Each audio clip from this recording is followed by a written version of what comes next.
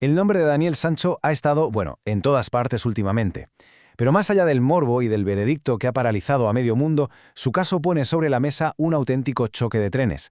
Dos sistemas judiciales, el tailandés y el español, que entienden la justicia de formas radicalmente opuestas.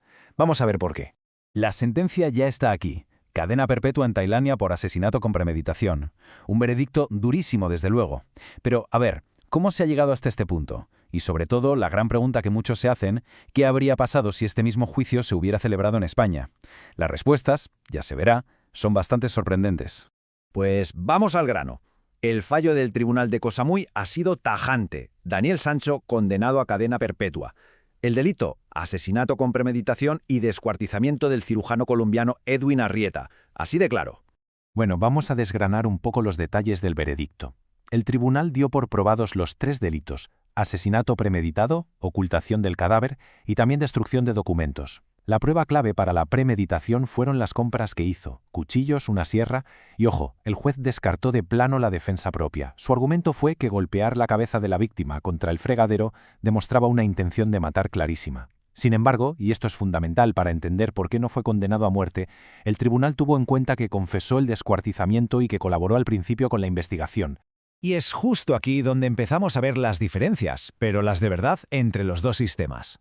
La primera, y quizá la más importante, es ¿quién decide si alguien es culpable?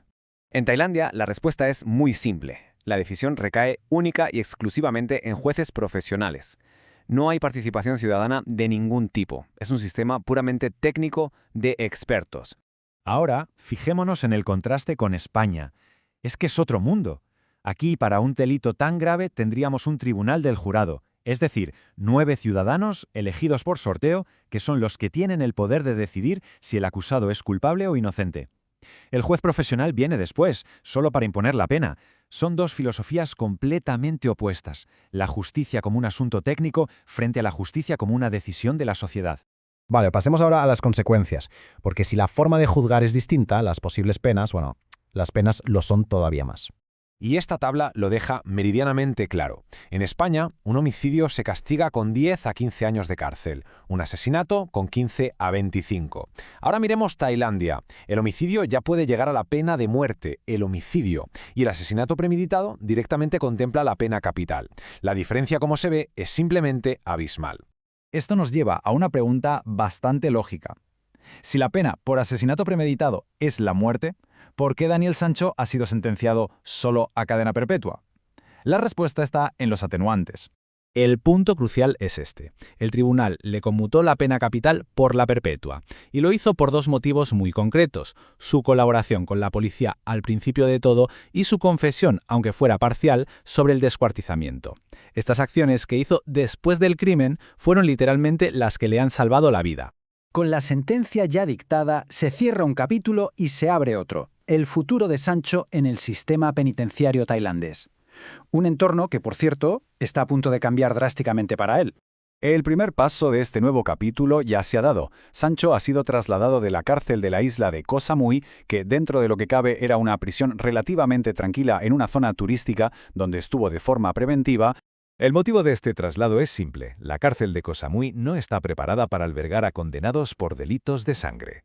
Ahora su destino es otro: una instalación mucho más masificada, con presos más peligrosos y en condiciones de hacinamiento que no tienen nada que ver. Se barajan varias opciones, pero una de ellas da bastante miedo solo con el nombre. Es una prisión apodada El Gran Tigre, que es una de las más temidas del país y hogar de algunos de los criminales más peligrosos. El nombre, por sí solo, ya dibuja el panorama al que se enfrenta. Con este futuro por delante, la gran pregunta que queda en el aire es si existe alguna posibilidad de que cumpla la condena en España.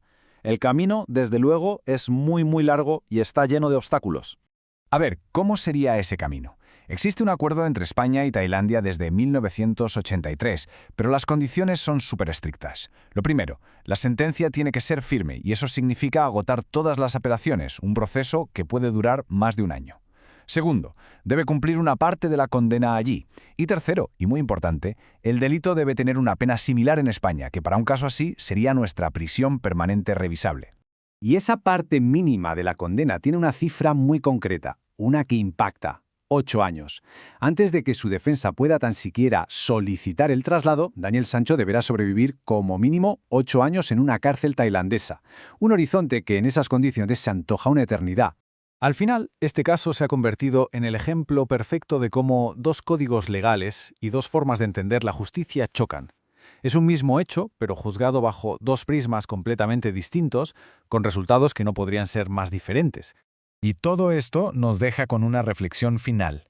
Cuando mundos legales tan diferentes colisionan, cuando las reglas, los actores y las consecuencias varían tanto de un lugar a otro, ¿qué significa realmente la palabra justicia?